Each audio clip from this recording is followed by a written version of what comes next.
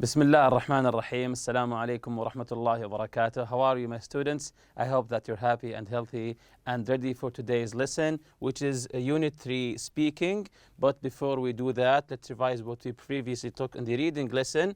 If you remember, we took the article about the Saudi vision from our leadership, of course, from Saudi Vision 2030. Let's listen to it again. Let's listen to it again now. The Kingdom of Saudi Arabia is blessed with a significant wealth of natural resources, an Islamic, family-oriented society and extraordinary opportunities for economic growth. The nation's Islamic faith, national identity, culture and heritage make it special and provide limitless potential for development. The nation is honored to welcome and serve an increasing number of pilgrims and visitors from across the globe every year. The expansion of the two holy mosques and the upgrading of services and facilities had helped to cater for 15 million visitors from its development until 2020. These improvements will continue to ensure that all pilgrims are well looked after when they visit. The people. Saudi Arabia's 2030 vision is largely based on the ambition, determination and talents of its people and their Islamic values. It is important, therefore, for the members of the Saudi society to be supported by social, healthcare and educational systems in order to cultivate and nurture its children in the best way possible to prepare them for a promising future. Cultural and entertainment projects will include the establishment of libraries, galleries, museums and the organization of different types of events and activities. Housing and community development projects will provide a pleasant, secure and sustainable environment for the citizens of the kingdom. An updated educational system will provide high-quality learning and develop available talent and potential. Graduates will have the knowledge and skills required by the job market and access to many opportunities for professional development. As mentioned here, as we also mentioned in our previous lesson, the 2030 vision is largely based on the people of Saudi Arabia. As you can see here, the first two lines, the 2030 vision is largely based on the ambition, determination and talents of its people and their Islamic values. So the Saudi vision from our leadership is based on the people of Saudi Arabia, their beliefs, their ambitions, their religion. So this is what the people means, that the 2030 vision is based on the people. It's important, therefore, for the members of the Saudi society to be supported by what? By social, healthcare and educational systems. Why? In order to cultivate and nurture its children in the best way possible to prepare them for a promising future. So it's like a circle that happens to this country, that we are supporting the children to prepare them for the future of this country, so later on they can handle the country. So continuing with the second part of this article, the economy, let's listen to it. The economy. The kingdom's economy has great growth potential. A diversified and renewed business environment will offer employment opportunities to all citizens and attract new investors. Improved and updated services and facilities will attract small and large companies interested in participating actively in a dynamic economy. Telecommunications and information technology will be updated and made available in urban and rural areas. The kingdom's strategic position that connects the waterways of three continents, Europe, Africa, and Asia, will make it a leading trading and transportation port for cargo from different countries across the globe. Streamlined government services will facilitate the introduction of new business sectors and partners and support growth. Investment opportunities will be increased through privatization of state-owned assets and agencies. The Kingdom of Saudi Arabia will be a leading business hub with limitless opportunities for the development of new talent and creative enterprises. So here the economy, what's being said in this part of the article, that the Saudi Arabia has a strategic position in the middle between three continents, in the middle of three continents in the waterway between Europe, Asia and Africa. Between Europe, Asia and Africa. That's what makes it unique and will be leading business hub with limitless opportunities. So this strategic position gives the country its limitless opportunities for the future. We also took the reading strategy, scanning for specific information. If you remember, the word scanning is not to look for the whole text, to scan it quickly, looking for some words or some specific information. Sometimes it's necessary to look for specific facts in a text without reading the whole thing. So you don't have to read the whole thing, just look for specific words or specific facts. To do this, you run your eyes quickly over the page, looking for specific words or phrases that will probably lead to the information that you need. So now I want you to open your workbook, page 100. Open now your workbook, page 100, exercise H. Exercise H. Correct the error in each sentence. So we'll be taking exercise about the lesson for 2 and enough, if you remember the lesson. The first one is already done for you here. The kitchen in that house is not enough big. Is not enough big, and that's wrong. So enough will be in the last of the sentence. So the kitchen in that house is not big enough. So the first one is already done. Number 1, he was too late to get on the airplane. He was too late to get on the airplane. So I think this is an obvious one here. So do you know what's wrong with this sentence and how do we correct it? So he was, yes, too late. So the correct answer is this one. He was too late. Too with double O. He was too late to get on the airplane. Very good. He was too late to get on the airplane. Number 2, do you have time enough to go to the store? Do you have time enough to go to the store? So what's wrong with this sentence and how do we correct it? Okay, let's check the answer here together. Do you have time enough to go to the store? So do you have enough time to go to the store? Do you have enough time? Not time enough. No. Do you have enough time to go to the store? Number 3, his friend bought him a new modern big watch. His friend bought him a new modern big watch. So pay attention to the order of the adjectives. Are they correct or not? You can open the grammar page if you want to check what's the correct order for the adjectives, and then you can come back and answer the question correctly. So his friend bought him a new, this is for old or age, modern also, big, this is size, watch. So what's the correct order here? Let's see the answer. His friend bought him a big new modern watch. A big, so we start with the size here. New modern watch. Very good. Number 4, there's a Korean little boy at the front door. There's a Korean little boy.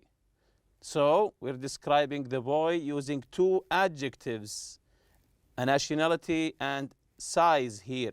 There's a Korean little boy at the front door. So what's the correct answer here? Yes, this one is an obvious one. There's a little Korean boy at the front door. There's a little Korean boy at the front door. Very good. Number 5, Ahmed is not enough fast to win the race. Ahmed is not enough fast to win the race. I think this is an obvious one. Ahmed is not enough fast to win the race.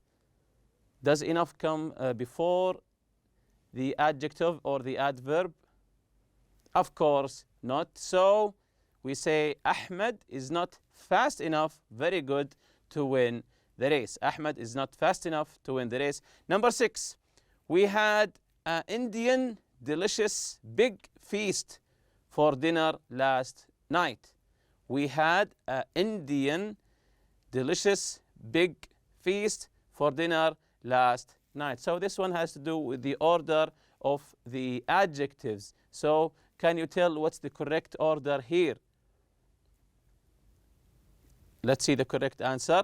We had a delicious opinion, big size, Indian nationality feast for dinner last night. Very good. So we had a delicious big Indian feast for dinner last night. Number 7, he can't go on the roller coaster. He's young enough. He can't go. So he can't go on the roller coaster. He's young enough. So what's missing here in this sentence? He can't go on the roller coaster. He's young enough. Let's see the correct answer. He can't go on the roller coaster. He's too young.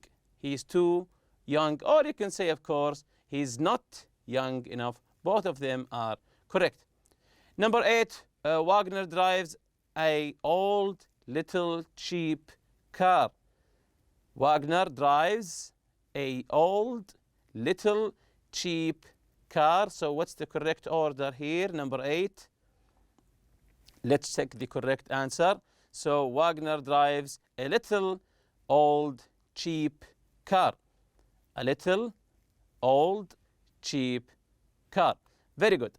Exercise I here. Complete the conversation with the words and phrases from the box. You can see the words and phrases here. An arm and a leg. Grand, megabucks, reality check. Cool, which is already done here. Hold on, out of touch, and tiny. So the conversation between the father and his son, or dad and his son. Did you see that Johnson's house is for sale? Did you see that the Johnson's house is for sale? The son replied, cool, I've always loved that house. Cool, I've always loved that house. The dad, I know, but, number 1 here, don't get too excited. Son, okay, why? So, number 1, I know, but, hold on, wait, don't get too excited. And the son replied, why? They're asking for it.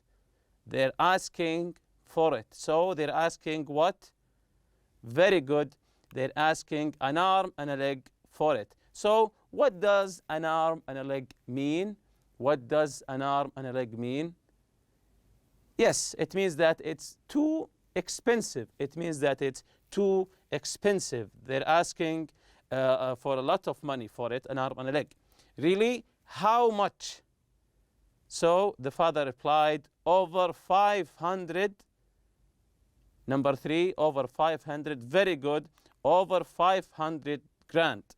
Over 500 grand, or of course, $500,000. So continuing here, the son replied, for that old house, for that old house. So what did he describe the house before the word old? Yes, for that tiny old house. For that, so the house is old and tiny. So that's why the son is asking, why is it that expensive? For that tiny old house, that's what? Number 5. Very good. That's megabucks. So it's too much for it. We can't afford that. We can't afford that. Dad, I know they need a, very good, they need a reality check. They need a reality check. Son, that's true. They must be, yes, very good. They must be out of touch if they think that anybody will pay that much. So they must be delusional. They must be out of touch if they think that anyone or anybody will pay that much. So jumping to page 101 here in the workbook, read the article about the White House, then answer true or false. So we'll be listening to this article about the White House, then we will be answering true or false question. So let's listen to it together. The White House is the official residence and main workplace of the President of the United States. It is in Washington, D.C., and was built between 1792 and 1800. The White House has 4 stories, the ground floor, state floor, second floor, and third floor, plus a 2-story basement. Today, the White House complex includes the executive residence, where the President and his family live, the West Wing, the location of the Oval Office, the East Wing, and the old Executive Office Building, which houses the executive offices of the President and Vice President.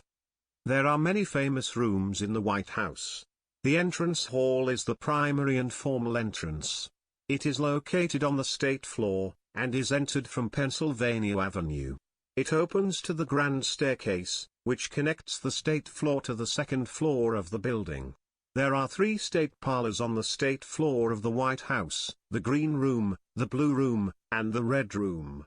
They are each decorated in shades of their respective color and have been used for small receptions and teas.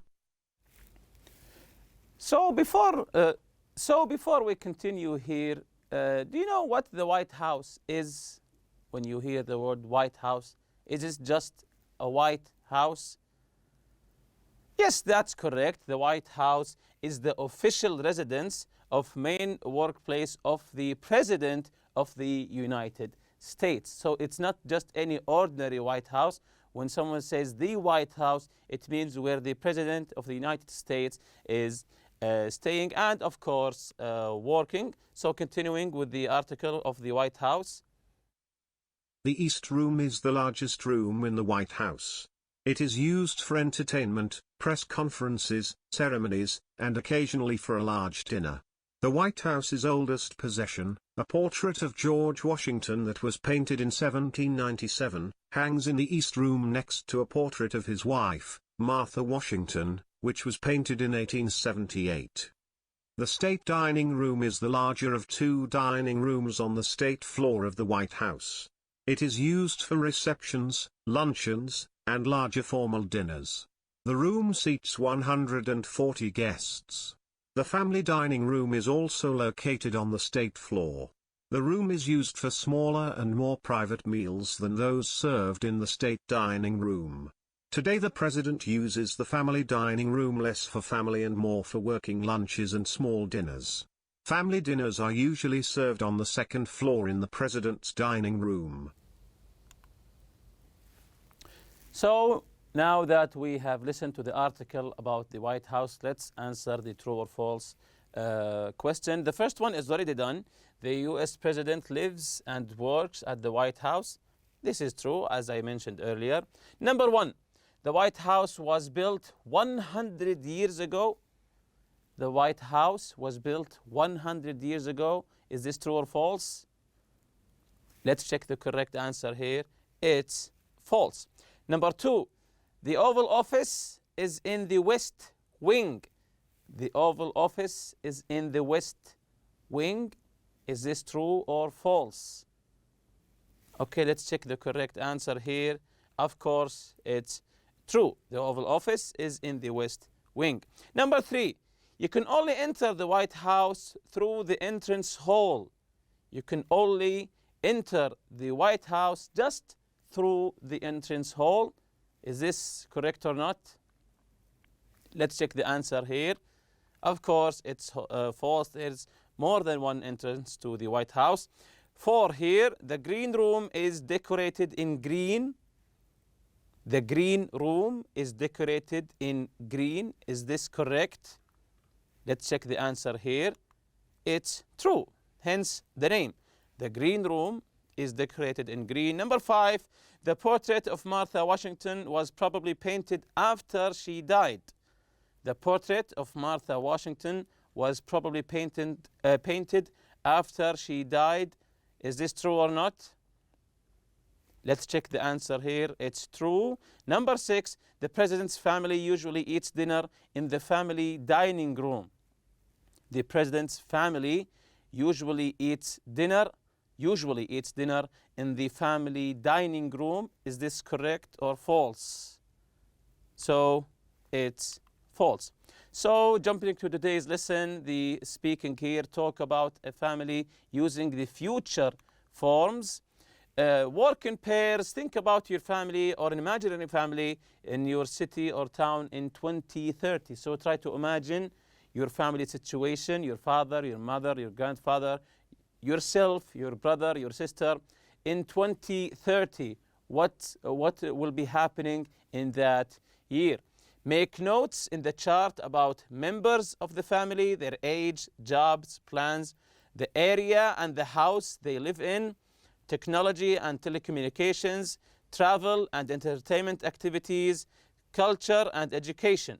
Use your notes to compare ideas in groups or in class. So once you finish completing the chart, compare your ideas with your friends. So this is the chart here: family members, area and housing, technology and telecommunications, travel and entertainment, culture, education, and also others if you want to add more. For example, first family members, children, area and housing, where will they be living? Of course, in a house in Riyadh, maybe. Technology and telecommunication in 2030, how will they communicate with each other? So I put maybe hologram phones using hologram images, maybe. Travel and entertainment, how will be they traveling from maybe a city to city, or inside the city, maybe through a hyperloop. Maybe they'll be traveling using the hyperloop, if you know it, the fastest way to travel. Education, maybe they'll be taking online learning, so learning will be online. Also, maybe the parents also be living in a house. And the technology and communications, maybe there's a self-driving car at that time. They will be all over the place, the self-driving car.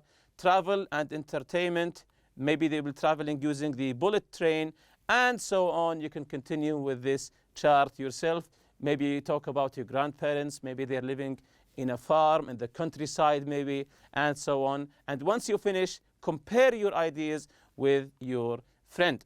Here's a fun fact. According to one survey, 75% of homes in Canada have 5 or more rooms. This is the most in the world. Over 70% of homes in New Zealand, the UK, and the US also have over 5 rooms. Sweden, 23%, Austria, 19%, and Finland, 14%, are among the countries where fewer houses have more than 5 rooms. And with that, we reach the end of this lesson. See you next lesson, inshallah. Subhanakallahumma bihamdik. Ashhadu an la ilaha illa anta astaghfiruka wa atubu ilayk. Assalamu alaikum.